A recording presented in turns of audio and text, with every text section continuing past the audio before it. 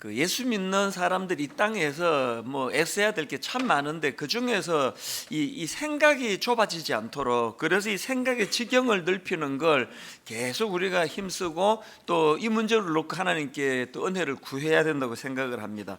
이 죄성을 가진 인간은 틈만 나면은 생각이 좁아져서 이제는 뭐 내 생각만 항상 옳다는 식으로 주장하고 내가 본 것만 정확하다는 식으로 이런 편협된 주장을 하기가 쉬운 게 인생입니다. 그렇기 때문에 많이 노력을 해야 되는데요. 사실 이건 뭐 나이 들어감의 문제라고 저는 그 생각을 해봅니다. 요즘에 제가 이제 아침에 샤워를 하고 거울을 쳐다보면은 눈이 점점 작아지는 것 같아요. 원래부터 뭐 크지도 않았는데 눈이 막 점점 작아져서 이게 인생의 법칙이 이런 건가? 그래서 요즘에 우리 동기 목사님을 만나든지 친구 목사님 오랜만에 만나면 눈부터 봐요. 이 사람은 안 작아졌나 보니까 대부분이 다 작아지는 것 같아요. 여기에 뭔가 이 법칙이 있지 않을까? 저는 하나님께 이렇게 기도합니다. 지금 육신의 눈이 작아지는 거야 어떻게 하겠습니까? 이 나이에 쌍꺼풀 수술을 하겠습니까? 뭘 어떻게 하겠습니까? 그러나 하나님, 육신의 눈은 이렇게 작아지지만 마음의 눈은 더 커지고 마음의 눈은 더 넓게 볼 수 있는, 그래서 나이가 들수록 편협해지지 않기를 원합니다. 그런 기도가 자꾸 저를 위해서 이렇게 나오는 걸 느낍니다. 이런 점에서 저는 요즘에 그 창세기 15장에서 하나님께서 아브라함에게 들려주신 말씀 한 구절이 이제 종종 떠올려지는데요. 세 번역으로 창세기 15장 5절을 보십시오. 주님께서 아브라함을 데리고 바깥으로 나가서 말씀하셨다. 하늘을 쳐다보아라. 내가 셀 수 있거든 저 별들을 세어보아라. 그리고는 주님께서 아브라함에게 말씀하셨다. 너의 자손이 저 별처럼 많아질 것이다. 지금 아브라함이 자기의 좁은 눈으로 그 상황과 현실을 보면서 그 답답함을 토로하니까 주신 말씀인데, 어떤 답답함을 토로했는가 하면은 2절입니다. 그 앞에 나오는 아브라함이 이르되 주 여호와여 무엇을 내게 주시려 하나이까? 나는 자식이 없사오니 나의 상속자는 이 다메섹 사람 엘리에셀이니이다. 지금 아브라함이 자기 세계에 갇혀가지고 자기가 보는 것만 가지고 판단할 수밖에 없다가 보니까 이 자녀 없음에 대한 그런 안타까움을 토로하니까 하나님은 이리 좀 나와봐라. 그리고 저 하늘의 별을 보라고 그랬습니다. 여기에 참 의미가 있는 거 아니겠습니까? 자꾸 우리는 우리 경험 세계에 함몰되고 내가 보고 있는 이것밖에는 더 해석할 도구가 없다가 보면은 점점 나이가 들수록 그렇게 우울해지고 자기가 초라해질 위험이 있다는 것 아니겠습니까? 그래서 저는 이런 의미에서 하나님의 대안은요, 갈수록 그렇게 좁고 폐쇄적인 것만 보는 것이 아니라 하나님의 이 창조 세계, 저 하늘을 바라봐라, 저 별들을 좀 봐라. 제가 왜 이런 생각을 하게 됐느냐 하면, 이제 오늘 우리 사도신경의 이 부분을 다룰 예정이거든요. 하늘에 오르사 전능하신 하나님 우편에 앉아 계시다가 그 성자 예수님에 관한 내용들을 지금 사도신경에서 쭉 고백을 하는데, 모든 말씀이 다 의미가 있지만 저는 여기에 나오는 하늘에 오르사, 그 다음에 전능하신 하나님 우편에 앉아 계시다가, 이게 우리 인생에 굉장히 의미가 있는 중요한 내용을 담고 있다고 저는 생각을 합니다. 제자들이 예수님이 십자가에서 죽으셨을 때 제자들이 가졌던 상실감이 얼마나 컸겠습니까? 그런데 그들의 패러다임이 부활로 바뀐 거 아닙니까? 이 땅의 삶은 끝이 아니라는 거, 그 부활하심으로 한번 눈이 떠여진 제자들인데요. 그리고 오늘 이 사도신경에서 하늘에 오르사, 예수 그리스도의 승천이라고 하는 이 놀라운 사건이 완전히 제자들의 그 생각의 패러다임을 바꾸어 놓은 겁니다. 이게 얼마나 큰 영향을 미쳤는가 하면은 누가복음에 이런 내용이 나옵니다. 오늘 본문과 같은 사건을 그대로 기록하고 있는데, 자, 누가복음 24장 50절을 보십시오. 예수께서 그들을 데리고 베다니 앞까지 나가사 손을 들어 그들에게 축복하시더니 축복하실 때에 그들을 떠나 하늘로 올려지시니, 예수님의 승천을 지금 제자들이 목도한 거거든요. 그랬더니 그 다음 52절 53절을 보십시오. 그들이 그에게 경배하고 큰 기쁨으로 예루살렘에 돌아가 늘 성전에서 하나님을 찬송하니라. 누가복음이 이렇게 하고 끝이 납니다. 달라진 게 하나도 없거든요. 예수님은 십자가에 못 박았던 그 악한 것들이 여전히 득세를 하고 있고 여전히 지금 자기들은 생명의 위협을 느끼고 있는데 그들이 부활하신 예수 그리스도를 만나고 예수 그리스도의 성천을 목도하고 나서는 삶의 태도가 달라진 거예요. 왜 이런 태도가 바뀌게 됐을까 생각해 보면은 예수님의 성천을 통해서 그들의 생각의 지경이 넓어진 거예요. 그리고 그들의 삶의 패러다임이 주님의 패러다임으로 바뀌어지고 나니까 이 땅에서 자기를 위협하는 그 사람들에 대하여 두려움이 사라졌다 그럴까요? 사실은 보통 이제 설명하기를 사도행전에서 예수님의 제자들이 그렇게 용사가 됐던 거는 사도행전 2장의 그 성령 강림, 이 사건으로 성령님을 경험하고 제자들이 담대하게 복음을 전했다고 그렇게 해석을 하는데 맞는 해석입니다. 그러나 저는 그 출발이 사도행전 2장에서의 성령 충만을 경험하는 그 이전에 사도행전 1장 오늘 본문에서 이미 제자들이 하늘에 오르사 예수 그리스도의 성천을 목도하면서 그때부터 변화의 출발이 시작됐다고 저는 생각을 합니다. 여러분은 어디까지 보고 계세요? 여러분은 어디까지 보고 계시느냐고 질문 드렸을 때 여러분이 보시는 거기까지가 여러분 인생의 넓이에요. 이런 의미에서 저는 오늘 살펴보게 될 사도신경 하늘에 오르사 전능하신 하나님 우편에 앉아 계시다가 이 의미를 참 깊이 생각을 하는데요. 이 두 파트로 나누어 생각할 수 있습니다. 먼저는 하늘에 오르사, 그리고 그 다음에 전능하신 하나님 우편에 앉아 계시다가 이 둘을 나누어 설명을 드리려고 하는데요. 여기 나와 있는 하늘에 오르사라는 이 말씀의 의미에 대하여 예수님께서 제자들에게 들려주시는 내용들을 보면 두 가지 의미로 우리가 이것을 설명할 수가 있을 것 같습니다. 하늘에 오르사의 첫 번째 의미는 성령님을 보내주시기 위함의 의미예요. 요한복음 16장 7절 그러나 내가 너희에게 실상을 말하노니 내가 떠나가는 것이 너희에게 유익이라. 내가 떠나가지 아니하면 보혜사가 너희에게로 오시지 아니할 것이요 가면 내가 그를 너희에게로 보내리니. 또 13절 그러나 진리의 성령이 오시면 그가 너희를 모든 진리 가운데로 인도하시리니. 예수님의 성천의 의미를 주님께서 어떻게 부여하십니까? 그 의미를 육신을 갖고 오신 주님께서 이 한계를 가지고 있는 사람을 만나고 할 때에 제한을 받으시는 이 제한 받으심이 이제 성령을 보내주심으로 그것들이 다 파괴가 되는 겁니다. 내가 성천하는 게 너희들에게 유익하다 이렇게 말씀하시는 의미가 여기에 있는 거고요. 그런가 하면 두 번째로 하늘에 오르사의 의미를 그 처소를 예비하러 가심 이렇게 의미를 부여하십니다. 요한복음 14장 2절 내 아버지 집에 거할 곳이 많도다. 그렇지 않으면 너희에게 일렀으리라. 내가 너희를 위하여 거처를 예비하러 가노니. 저는 이 두 가지가 참 예수님이 우리 신앙생활에 요구하시고 원하시는 균형을 담고 있다고 생각합니다. 저는 우리 부교육자들에게 종종 이런 이야기를 하거든요. 목회라는 거는, 그리고 특히 담임 목사가 된다는 거는 바로 우리 성도님들에게 오늘 저녁에 드실 영적인 찬거리도 준비해야 되고, 그런가 하면 동시에 5년 뒤 10년 뒤에 이 교회가 우리 성도님들이 어느 방향으로 가야 될지를 제시해주는 이 원건 두 가지가 같이 나가는 게 목회다. 그래서 오늘 바로 이 설교를 위해 가지고 한 주 내내 찬거리를 준비하고 추석을 보고 성경을 읽고 묵상을 하고 이런 일들을 게을리하면 안 되고요. 그런가 하면은 그저 오늘 설교를 어떻게 잘 할까 이렇게만 머물면 안 되고 늘 이 교회가 5년 뒤 10년 뒤에는 어떻게 가야 되는가. 그 가정의 부모님도 마찬가지 아닙니까? 가장이 된다는 의미는 오늘 저녁에 이 아이들의 어떤 필요를 채워주는 일용할 양식에 대한 문제도 해결해 줘야 되지만 늘 이 아이에게 일생을 걸고 달려갈 수 있는 꿈을 품을 수 있도록 방향을 가르쳐 줘야 되는 게 그게 부모의 역할이라고 생각하거든요. 이런 맥락으로 오늘 이 예수님의 말씀의 그 균형을 한번 보십시오. 아까 두 가지 말씀드렸지 않습니까?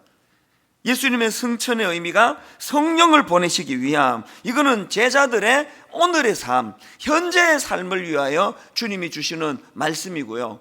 그런가 하면은 처소를 예비하러 가심, 내가 너희를 위하여 거처를 예비하러 가노니, 이거는 뭘 의미합니까? 지금 당장 인도하심과 공급도 중요하지만 궁극적으로 너희들이 뭘 지향해야 되고 어디를 향해 가야 되는지를 할 수 있도록 예수님이 지금 가르쳐주고 있는 거 아닙니까?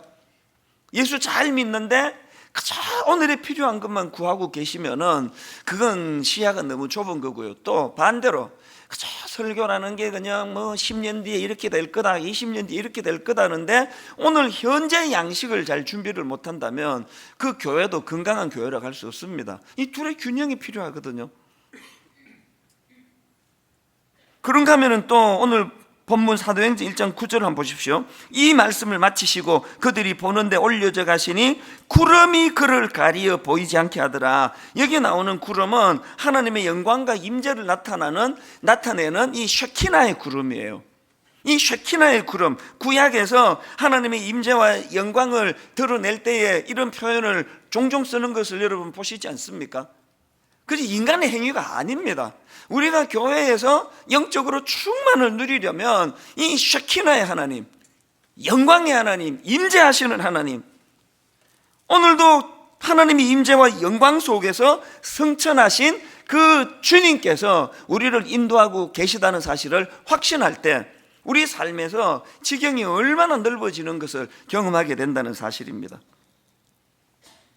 이게 하늘에 오르사 이 고백의 의미고요. 그런가 하면은 그 다음 나오는 하나님 우편에 앉아 계시다가, 이 표현은요, 그 성경에 보면은 신인 동형론적 표현법, 제가 몇 차례 이거 설명을 드렸는데요, 하나님은 인생이 아니에요.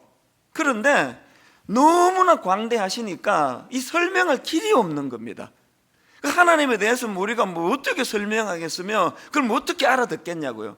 그래서 이 무지한 우리 인간이 알아듣기 쉽도록 신인 동형론적 표현법, 그러니까 하나님을 이 사람과 같은 형태를 지닌 것처럼 표현하는 설명이 이게 신인 동형론적 표현법이에요.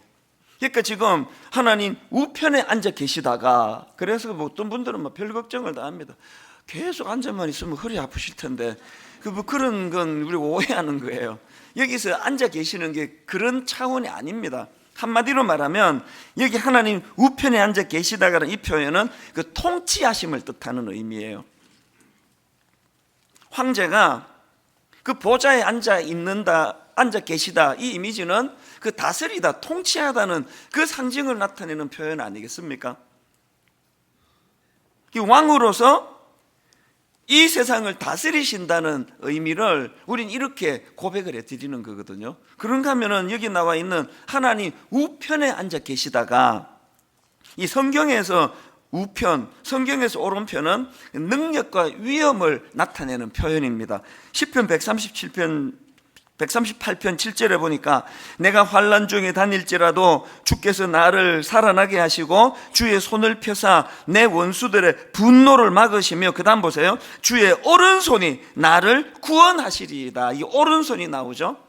또 에베소서 1장 20절도 보십시오. 그의 능력이 그리스도 안에서 역사하사 죽은 자들 가운데서 다시 살리시고 하늘에서 자기의 오른편에 앉히사 모든 통치와 권세와 능력과 주권과 이 세상뿐 아니라 오는 세상에 일컫는 모든 이름 위에 뛰어나게 하시고, 그러니까 하나님 우편에 앉아 계시다는 건 우리를 통치하고 다스리시는 왕으로서의 예수 그리스도를 고백하는 것과 동시에 오른편에 계심, 위엄과 또 왕으로서의 권위와 또 왕으로서의 능력을 가지고 우리를 다스리시는 주님이시다.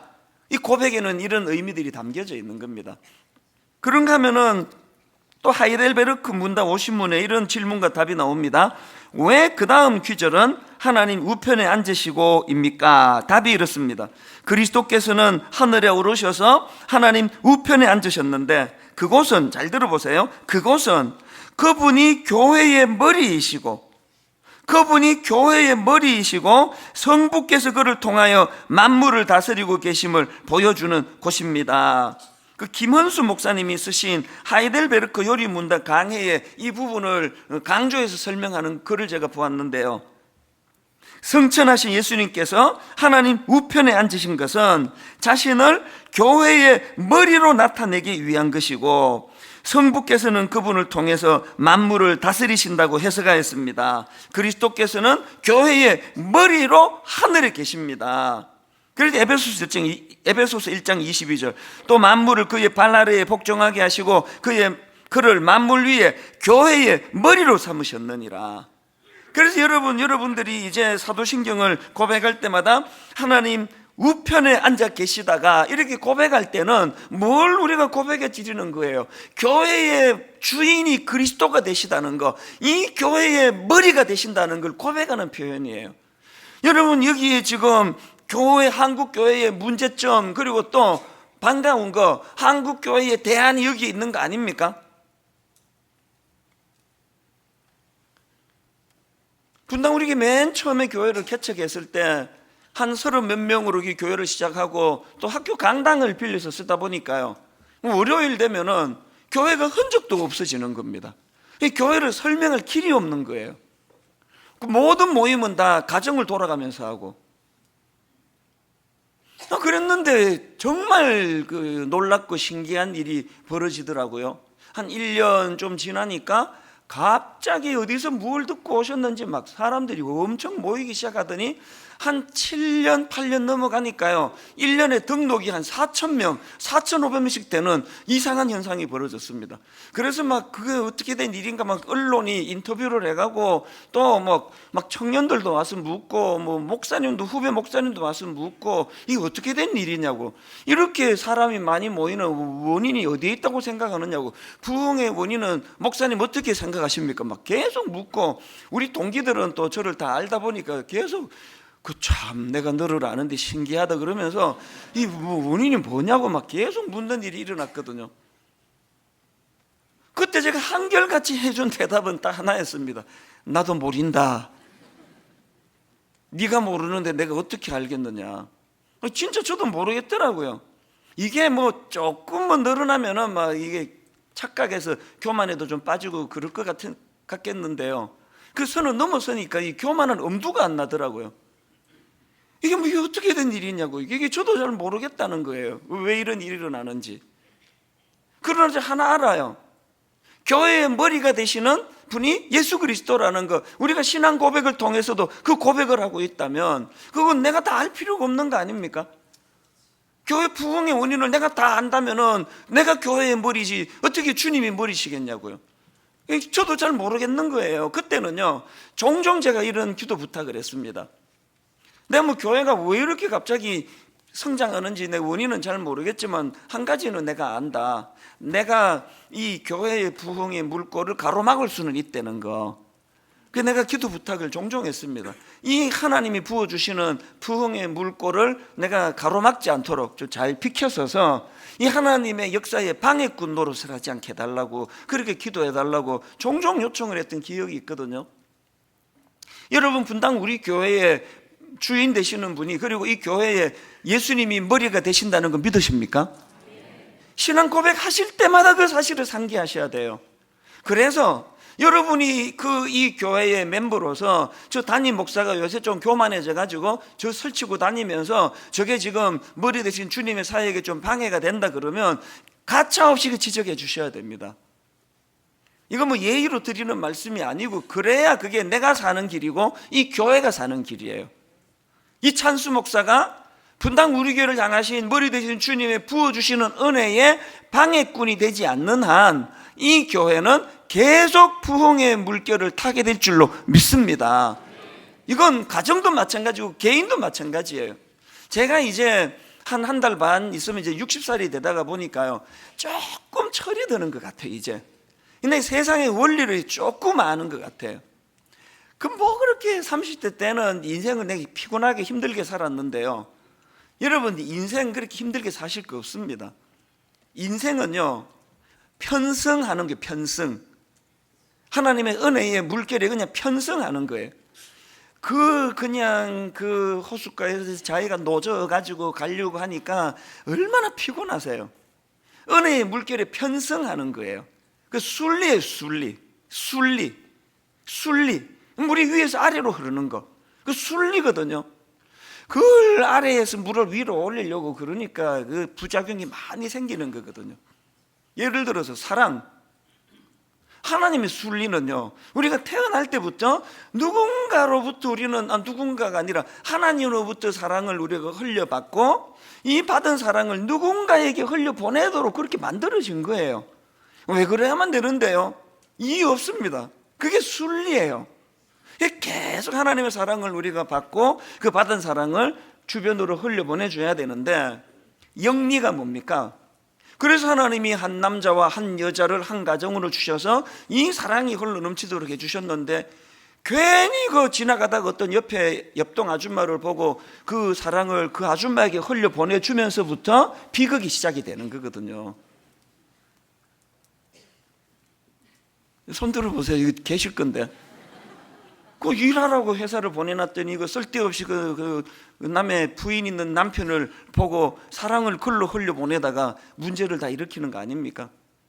그 인생은 간단해요. 내가 내 인생의 주인이 아니고, 내가 내 인생의 설계자가 아니고, 내가 내 행복을 위하여 내가 뭘 만들어내는 게 아니고요, 이미 만들어진 창조 질서에 따라서 순리대로만 가면 됩니다.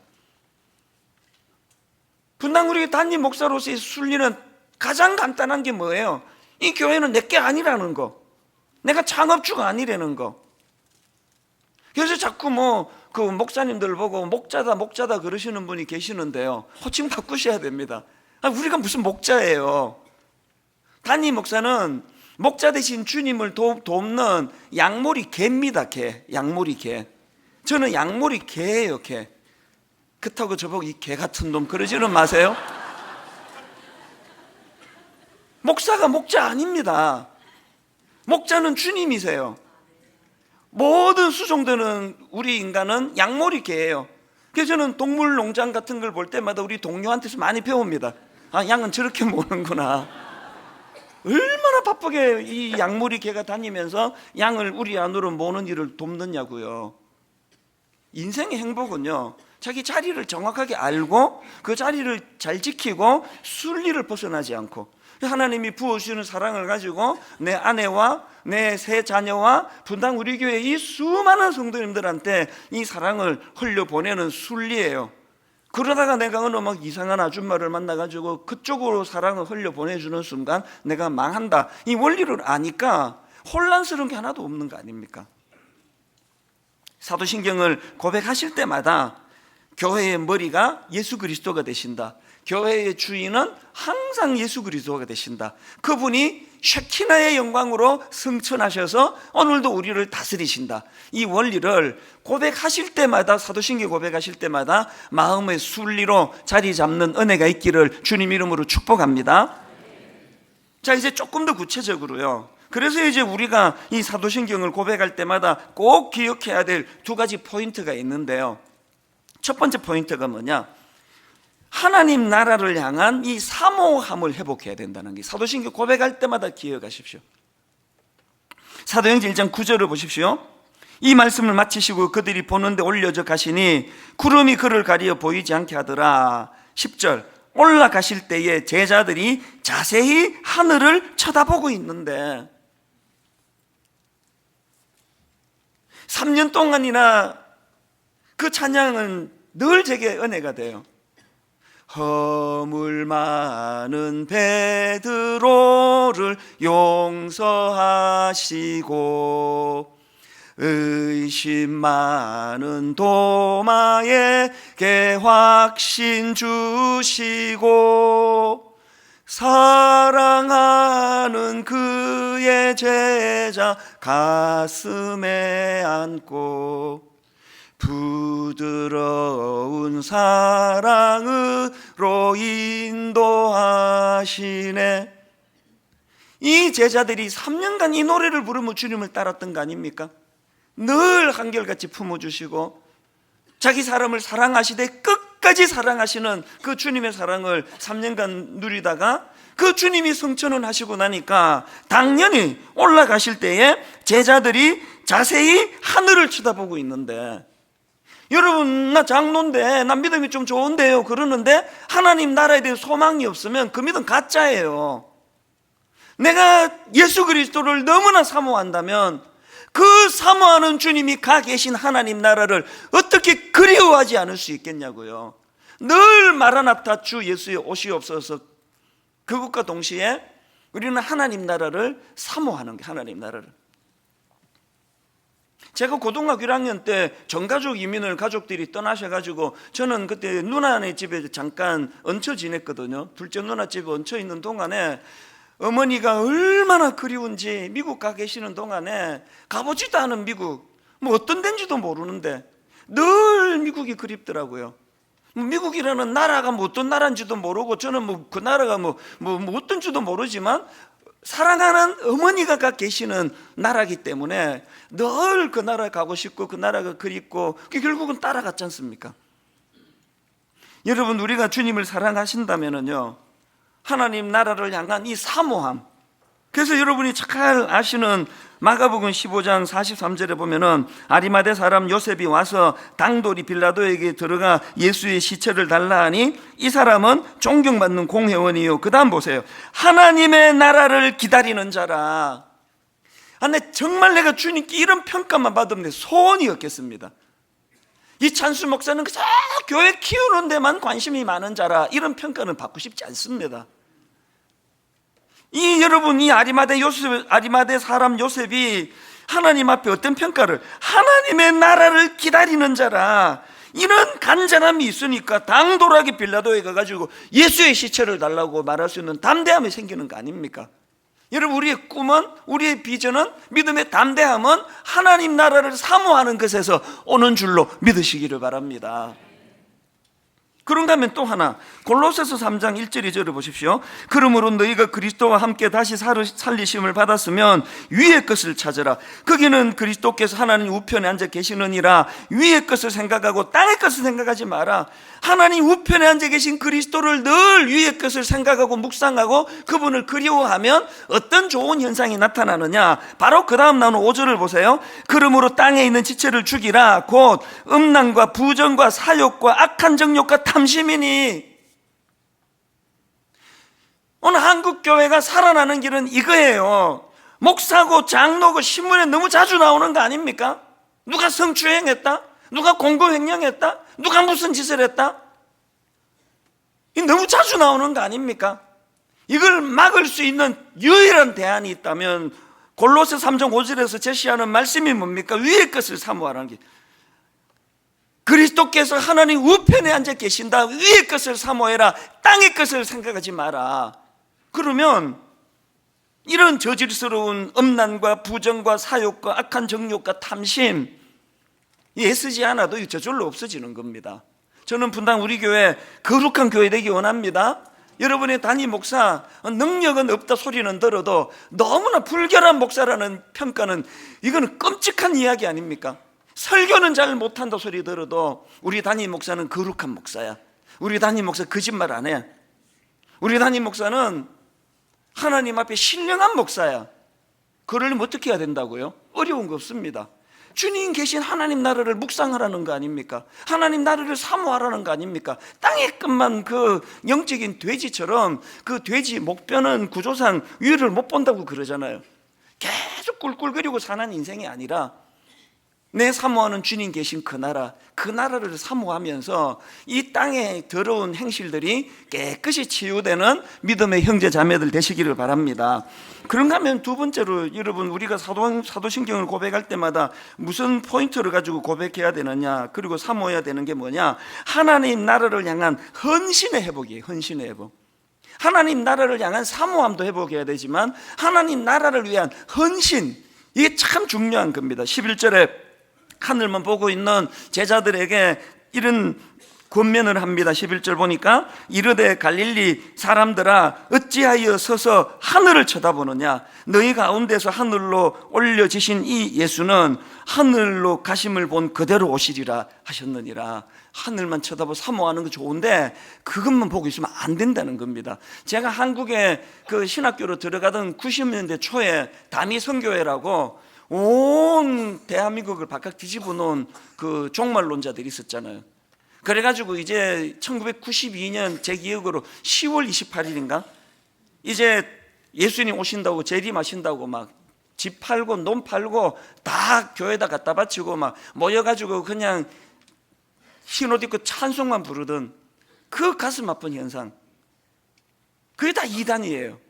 그 집 팔고 논 팔아가지고 그러면 가난한 사람한테 주든지.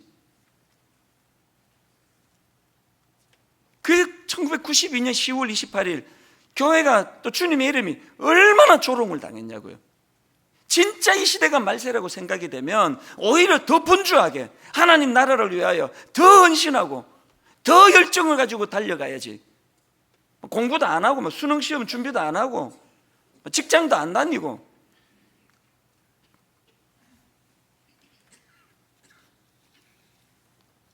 우리가 하나님 앞에서 늘 은혜를 구하고 사모한다면, 하나님 나라를 사모한다면 이 땅에서 하나님 나라를 건설하는데 작은 보탬이라도 되기 원합니다. 전에 제가 저희 어머니가 한 3, 4년 전에 한국을 방문하신 얘기를 드렸지 않습니까? 어머니가 모처럼 오셔서 이 아들이 이게 무지해요. 막 어떻게라도 구경 하나 더 시켜드리려고, 그때가 또 봄이라 가지고 막 그 개나리 구경도 시켜드리고 또 뭐 진달래 구경도 시켜드리고 막 여기저기 막 벚꽃이 그렇게 좋답니다. 그럼 모시고 가고 그 미국 들어가시기 전날까지 막 과하게 이제 했더니 이게 병으로 오신 거예요. 그래서 이제 절망적인 소식이 들려지더라고요. 지금 중환자실에 가 계시는데 못 넘기실 것 같다는 거예요. 그럼 우리 형제들이 저보고 너무 가책 느끼지 마라, 네 잘못 아니다, 연세가 드셔서 그렇다고 이렇게 위로하고 그런 정도였는데요. 며칠 전에 제 아내하고 그때 이야기를 우연히 나누다가 무슨 이야기를 하는가 하니까 그때 뭐 그 신우이한테 들었다고 그러던가 깜짝 놀랄 이야기를 하는 거예요. 그 어머니가 막 사경을 헤매시다가 잠깐 정신이 이제 들어오시면 막 너무 좋아하시고 기뻐하신다고, 나 이제 주님 만나러 간다고, 드디어 이제 내가 이제 사랑하는 주님 만나러 간다고 너무너무 기뻐하시다는. 그러다가 또 사경을 헤매시고 그랬는데 기적같이 살아나시, 기적같이. 지금도 뭐 한 3, 4년이 지났는데도 여전히 지금도 건강하게 계시거든요. 왜 주님은 당신의 딸이 그렇게 죽어 주님께 가기를 사모하시는데 왜 그때 왜 안 데리고 가시는 거예요? 그때 데리고 가시면 그 소원이 이루어지는 것처럼 기쁘게 인생을 마무리하실 텐데 왜 안 데리고 가시느냐고요. 왜 안 데리고 가신다고요? 그분의 막내 아들이 분당에서 목회를 하고 있거든요. 철딱서니도 없고 판단력도 흐리고 그런데 여전히 그 어머니의 기도가 필요하거든요. 새벽마다, 이런 새벽마다 일어나 우리 아들 이찬수 목사를 불쌍히 여겨달라고. 여기 우리 어른들이 몇 분 계시는데요, 농담으로라도 이런 말 하지 마세요. 내가 죽지 못해서 한다. 그 하나님 굉장히 싫어하는 말씀이에요. 네가 어떻게 죽지 못해서 사니? 네가, 내가 살려줘서 사는 거지. 어떻게 죽지 못해서 산다는 말을 하느냐. 네가 오늘도 호흡이 있는 거는 이 땅에서 네가 사명이 있기 때문이야. 사명. 그렇게 허송세월을 하려면 얼마나 억울하니. 여기 뭐 우리 어머니보다 연세 많은 분 계세요. 95세보다 많으시는 분에 대해서는 내가 모르겠습니다만 95세 된 저희 어머니도 사명을 따라 새벽마다 아들 위해서 기도하신다면 우리 어른들 분명히 여러분 확신하세요. 이게 축복이에요. 축복. 하나님이 여러분을 통해 아직 사명이 있다. 근데 뭐 어른이 딱 깼는데도 나 왜 사는지 모르겠다 그러면 그때부터 저 위해서 기도해 주시기 바랍니다. 우리 담임 목사 위에 기도하라고 그러나 보다 그 기도해 주시면 되는 겁니다. 결론을 맺으면서 제가 참 우리 하나님은 제게 너무 자상한 분이에요. 오늘의 이 설교 마무리를 잘 지을 수 있도록 예화를 제공하기를 원하셔서 TVN 제작진의 마음을 흔들어 움직이셔서 지난 월요일 날 제 방송을 제가 우연히 봤거든요. TVN에 보니까 응답하라 1988 그거를 이제 제 방송으로 보여주는데 신기하게도 딱 요 대목을 제가 봤습니다. 중간에 거기에 이제 그 주인공이 그 고등학교 여학생 아닙니까? 덕선이라고. 그 이제 여학생이 이제 그 자기 눈으로 이제 쭉 이제 그 나레이션이 돼가지고 뭐 설명도 하고 이제 그렇게 하는데요. 얘 할머니가 돌아가신 거예요. 그러니까 이제 그 아버지의 어머니, 그러니까 할머니가 돌아가시고 옛날에는 장례를 다 앞마당에서 치렀잖아요. 전도 굽고 손님 대접도 하고 식사도 드리고 이제 그런 내용이 지금 그 드라마에서 펼쳐지더라고요. 보니까요, 이 여고생이 보니까 이게 어른들이 하나도 슬퍼하지 않는 거예요. 고모들은 와가지고 막 반지 자랑하고 막 낄낄거리고 웃고 또 자기 아빠한테 너무 실망을 한 거예요. 아니 지금 자기 엄마가 돌아가셨는데 저렇게 슬퍼하지 않을 수 있느냐고. 그래서 자기 언니하고 너무 실망이라고 막 그러면서 막 울먹울먹하면서 우리 할머니가 너무 불쌍하다고 막 그러는 거예요. 그러니까 저런 아들 딸 그동안 믿고 사신 게 너무 불쌍하다는 그런 뜻이겠죠. 너무 이제 실망을 해 있는데요. 그러고 있는데 이제 쭉 드라마가 전개가 되다가 그 큰아버지가 이제 미국에 사시는 분이 계시나 봐요. 이분이 무슨 뭐 사정이 있으셔가지고 장례식에 늦게 나타나신 거예요. 그래서 이제 느지막하게 밤 늦게였던 걸로 기억, 새벽이었는지 밤 늦게 나타나서 자기 아버지 이름을 불러요. 누구누구야, 자기 동생이니까. 그랬더니 이 아버지가 얼어붙는 거예요. 그러더니 이제 자기 형에게 와락 달려가가지고 통곡을 하는데요. 못한다고 이제 왔어. 못한다고 이제 왔어. 그러면서 이제 그 걸쭉한 전라도 사투리 너무 정겨워요. 전라도 말로 우리 어머니 불쌍해서 어떡하나, 우리 어머니 불쌍해서 어떡하나, 우리 어머니 뭐가 급해서 왜 이렇게 빨리 돌아가셨냐고 울음이 터지는데요. 그 고모들하고 자기 아버지하고 미국에서 온 큰아버지하고 부둥켜 안고 통곡을 하는데 그때 이 아이가 오해가 풀린 거예요. 이 아이가 막 울면서 이제 그 나레이터가 돼가지고 설명을 하는 그걸 보고 제가 울었습니다. 감정이입이 돼가지고 그 아이가 이런 그 나레이션을 펼치더라고요. 어른도 아프다. 어른은 그저 견디고 있을 뿐이다. 어른으로서의 일들에 바빴을 뿐이고 나이의 무게감을 강한 척으로 버텨냈을 뿐이다. 어른도 아프다. 제 아내랑 같이 보고 있어서 막 그 눈물을 참으려고 애를 많이 쓰는데도 너무 감정이입이 되는 거예요. 제가 너무 불쌍한 거예요. 이런 면에서. 분당 우리 담임 목사로 살아가는 이 무게가 얼마나 무거운지 그냥 견디는 거거든요. 이게 참아내는 거거든요. 제가 왜 지방 집회를 가끔씩 가는지 아세요? 너무 신기해요. 두통에 근육통에 막 이것저것 머리 아프다가요, 경부고속도로 톨게이트를 빠져나가는 순간 다 나아요. 분당만 벗어나면 아픈 거 하나도 없습니다. 미국 집회 왜 가끔씩 가는지 아세요? 인천공항에서 비행기 이륙하는 순간에 하늘 문이 열리고 성령이 비둘기같이 임하면서 평화로다. 근데 정말 이상한 게 미국 집회 강행군할 때가 많거든요. 이 주에서 수목 금토 주일하고 새벽 비행기 타고 다른 주로 가가지고 그날 월화수 집회하고 어떨 때 주일날 설교를 5번 6번 할 때도 있는데 이상하게 하나도 안 아파요. 분당의 공기가 무거운 거예요. 공기가 뭘 의미합니까? 이 작은 그릇에 분당 우리 담임 목사 노릇하는 게 그만큼 힘들다는 거 아닙니까? 그날 그 드라마를 보면서 저는요, 이거 우리 모든 아들 딸들이 다 봤으면 좋겠다 싶더라고요.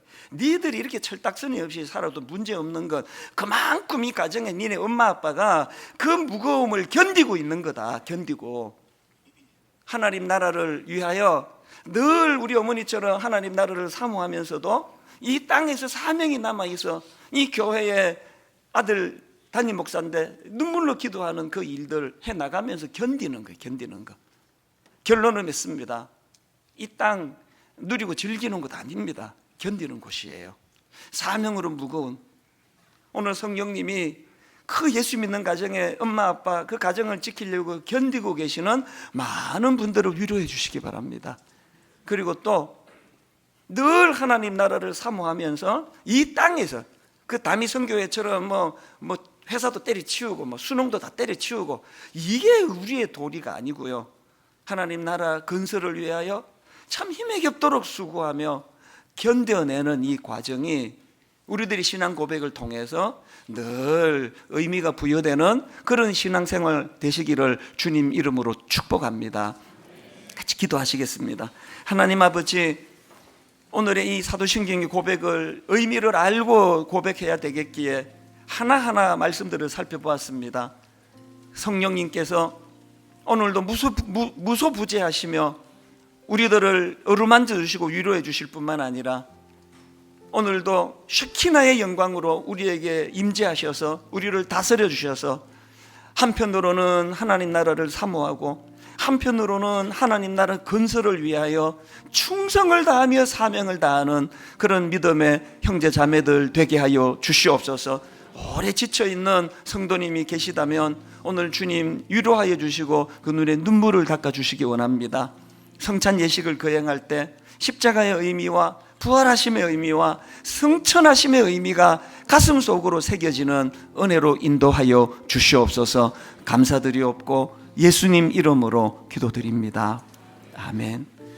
이제 오늘 또 성찬 예식을 거행하려고 하는데요, 고린도전서 11장 23절에 내가 너희에게 전한 것은 주께 받은 것이니 곧 주 예수께서 잡히시던 밤에 떡을 가지사 축사하시고 떼어 이르시되 이것은 너희를 위하는 내 몸이니 이것을 행하여 나를 기념하라 하시고, 십자가에서 찢기신 주님의 그 살을 상징하며 성찬 예식 분병하게 될 텐데요, 오늘 먼저 기억하실 것, 세례, 입교 받으신 분들이 여기에 참여하실 수가 있고 나머지 모든 분들도 영으로 똑같은 은혜를 누리시게 될 줄로 믿습니다. 분병하는 동안에 우리 사부 찬양대 권숙희 집사님, 정다운 집사님 물가로 나오라 이 찬양을 들으시면서 그렇게 분병해 주시기를 바랍니다.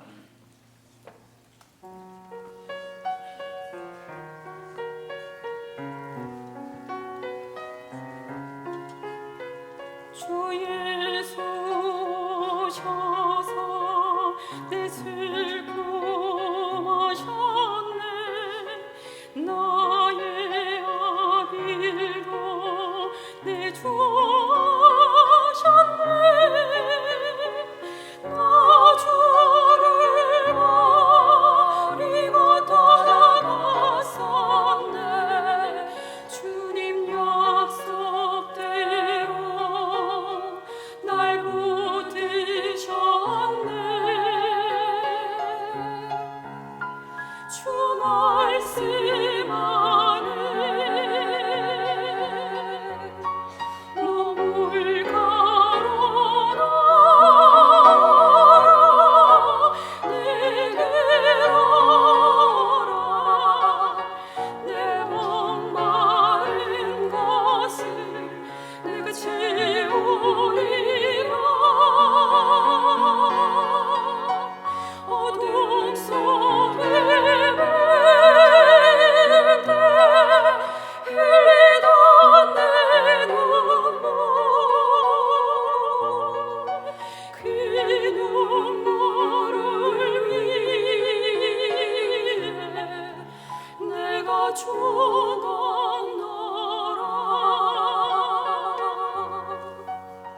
내 주님의 사랑 다할 수 없지만 난 주를 믿네.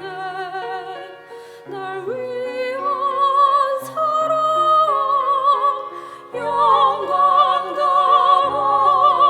버리고 날 위하여 주 십자가 지사 자유 주셨네. 주 말씀 안에 눈물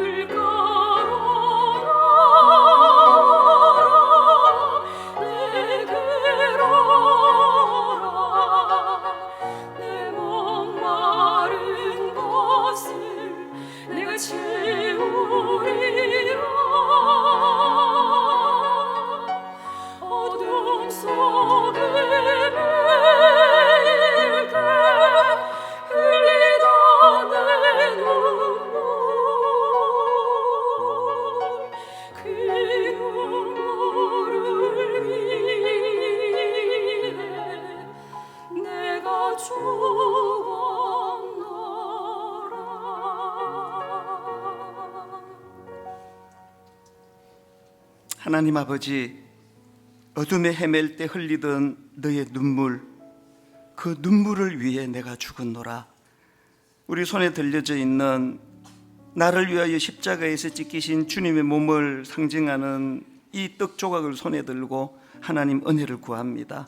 주님의 십자가와 주님의 부활하심, 주님의 승천하심이 내 삶의 거룩을 향한 능력이 되게 하여 주시옵소서. 이렇게 은혜로운 성찬의 자리로 초대해 준 주님께 감사드리옵고 예수님 이름으로 기도드립니다. 아멘. 주님이 십자가에서 그렇게 하셨듯이 반으로 찢어서 그렇게 드시도록 하겠습니다. 식후에 또한 그와 같이 잔을 가지시고 이르시되 이 잔은 내 피로 세운 새 언약이니 이것을 행하여 마실 때마다 나를 기념하라 하셨으니, 이제 분잔하실 동안에 우리들의 찬양 512번입니다. 마르나타 주 예수여 어서 오시옵소서. 오늘 말씀을 기억하시면서 또 하나님 나라를 사모하시면서 이 찬양 같이 부르며 분잔하도록 하겠습니다. 마라나타 주 예수여, 마라나타 주 예수여 어서 오시옵소서. 어서 오시옵소서. 땅의 모든 끝, 모든 족속 주를 찬송하게 하소서. 찬송하게 하소서. 마라나타 주 예수여, 주 예수여 어서 오시옵소서. 어서 오시옵소서. 모든 열방이 주께 돌아와 춤추며 경배하게 하소서. 우리가 가진 꿈, 우리 주님 다시 오실 길을 만들자. 십자가를 들고 땅 끝까지 우린 가리라. 우리 주님 하늘 영광 온 땅 덮을 때 우리가 가진 꿈, 우린 땅 끝에서 주를 맞으리. 이 꿈을 가지고 선포합니다. 마라나타, 마라나타.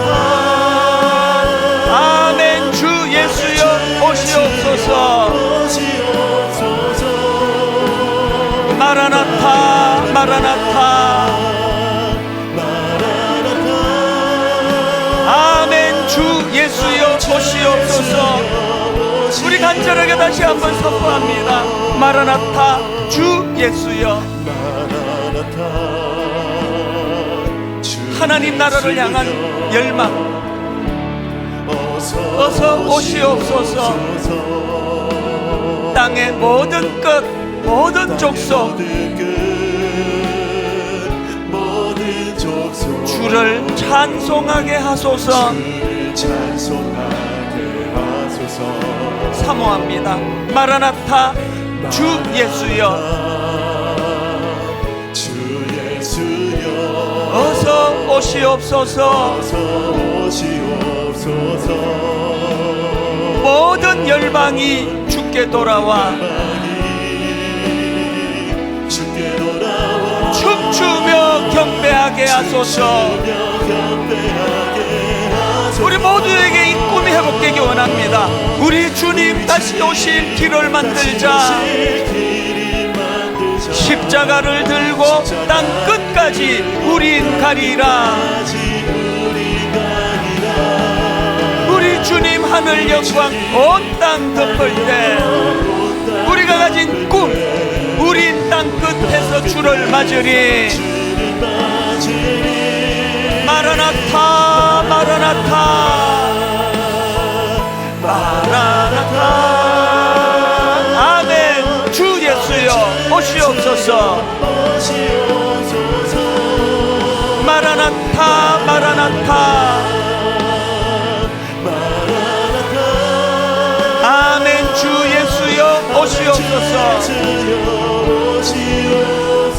주신 말씀 기억하고 오늘 이 성찬 예식의 의미를 새기면서 통성으로 기도할 때 아버지, 이 땅 그저 의미 없이 사는 존재 되지 않기 원합니다. 하나님 나라를 위하여 사명을 감당하며 하나님 나라를 사모하며 소원하며 그런 믿음 생활하기 원합니다. 통성으로 같이 기도하시겠습니다. 살아계신 하나님 아버지, 하나님의 은혜를 이 시간 사모합니다. 열망합니다. 하나님 나라를 갈망합니다. 내 사모하는 주님이 계신 그곳이기에 하나님 나라를 늘 사모합니다. 그런가 하면 하나님 이 땅을 살아가는 동안 하나님 나라를 아버지 건설하기 원합니다. 사명을 감당하기 원합니다. 우리들 삶 가운데 하나님 아버지 이 땅에서 하나님이 기뻐하시는 거룩을 추구하기를 원합니다. 하나님 그 길을 걸어가기를 원합니다. 인도하여 주시옵소서. 십자가의 의미, 부활하심의 의미, 승천하심의 의미가 내 마음에 새겨지는 그런 예식 되게 하여 주시옵소서.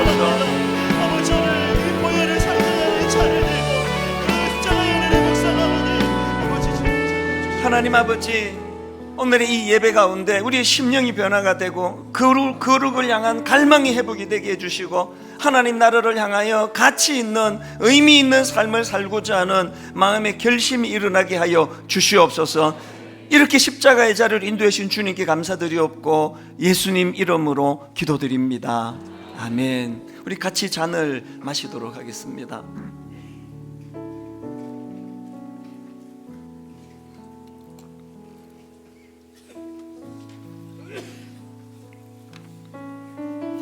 이제 잔은 오른편으로 전달해 주시고 타 자리에서 일어나셔서 찬송가 151장 십자가 만왕의 왕 내 주께서 왜 고초당했나 가사를 생각하시면서 우리 1절 찬양 드리겠습니다. 만왕의 왕 내 주께서 왜 고초당했나 이 벌레 같은 날 위해 그 보혈을 연 십자가 내가 처음 볼 때에 나의 마음의 그 고통 사라져 오늘 믿고서 내 눈 밝았네 참 내 기쁜 영혼 십자가